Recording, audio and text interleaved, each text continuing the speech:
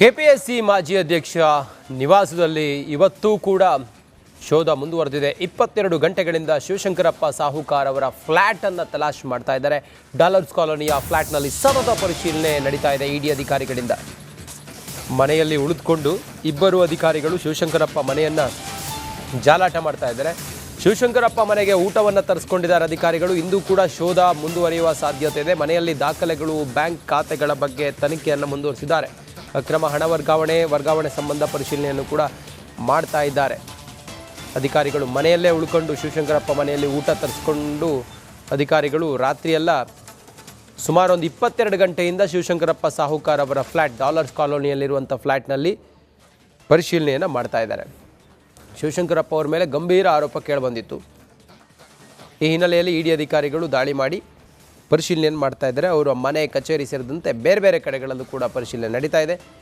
Bank ಖಾತೆ ಸೇರಿದಂತೆ ಅವರೆಲ್ಲ ದಾಖಲೆಗಳನ್ನು ಕೂಡ ಈಗ ಇಡಿ ಅಧಿಕಾರಿಗಳು ಪರಿಶೀಲನೆ ಮಾಡ್ತಾ ಇದ್ದಾರೆ.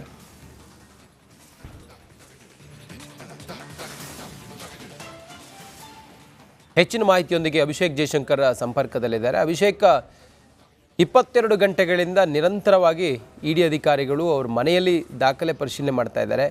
ಏನೇನು ದಾಖಲೆ ಸಿಕ್ಕಿದೆ? ಶಿವಶಂಕರಪ್ಪ ಅವರ ಅಕ್ರಮಗಳು ಏನೇನು ಈ ಹೊತ್ತಿನವರೆಗೂ ಬಯಲಾಗಿದೆ?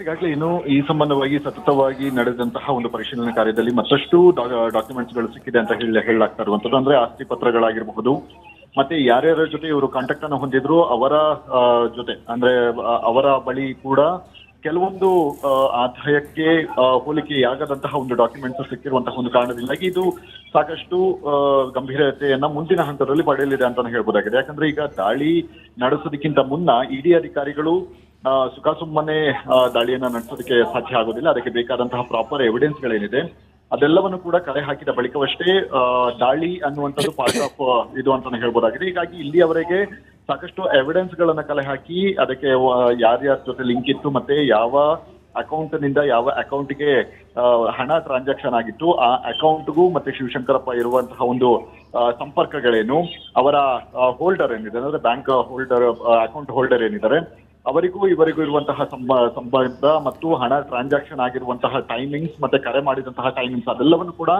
ಅನಲೈಸ್ ಮಾಡಿ ನಂತರ ಈ ರೀತಿಯಾದಂತಹ ಒಂದು ಸ್ಪಷ್ಟನೆಯನ್ನ ತೆಗೆದುಕೊಳ್ಳುವಂತಹ ಒಂದು ಪ್ರಕ್ರಿಯೆಗಳನ್ನ ಶಿವಶಂಕರಪ್ಪ ಅವರ ಬಳಿ ಮಾಡ್ತಾ ಇರುವಂತ. ಹೀಗಾಗಿ ಸದ್ಯ ಶಿವಶಂಕರಪ್ಪ ಅವರಿಗೆ ಸೇರಿದಂತಹ 8 ಕಡೆ ಮತ್ತು ಇನ್ನೂ ಉಳಿದ ಜನರು ಏನಿದ್ದಾರೆ, ವ್ಯಕ್ತಿಗಳೇನಿದ್ದಾರೆ, ಒಟ್ಟು 21 ಕಡೆ ಸಾಕಷ್ಟು ಒಂದು ನಿನ್ನೆ ದಾಳಿ ನಡೆದಿತ್ತು. ಆ 21 ಕಡೆಯಲ್ಲಿ ಈಗ ಸದ್ಯ ಮೇಜರ್ ಆಗಿ ಇರುವಂತದ್ದು 8 ಕಡೆ, ಅಂದ್ರೆ ಶಿವಶಂಕರಪ್ಪಕ್ಕೆ ಸೇರಿದಂತಹ 8 ಕಡೆ ಇನ್ನೂ ಕೂಡ ಈ ಒಂದು ರೈಡ್ ಏನಿದೆ, ಅಂದ್ರೆ ಈ ಒಂದು ಪರಿಶೀಲನೆಯ ದಾಳಿ ಏನಿದೆ ಮುಂದುವರೆದಿದೆ ಅಂತಾನೆ ಹೇಳ್ಬೋದಾಗಿದೆ.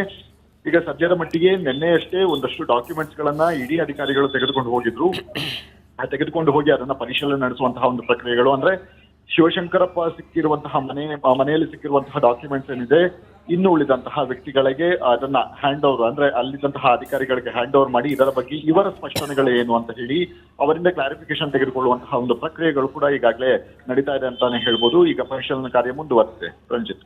ಓಕೆ, ಥ್ಯಾಂಕ್ ಯು ನಿಮ್ಮೆಲ್ಲ ಮಾಹಿತಿಗಾಗಿ.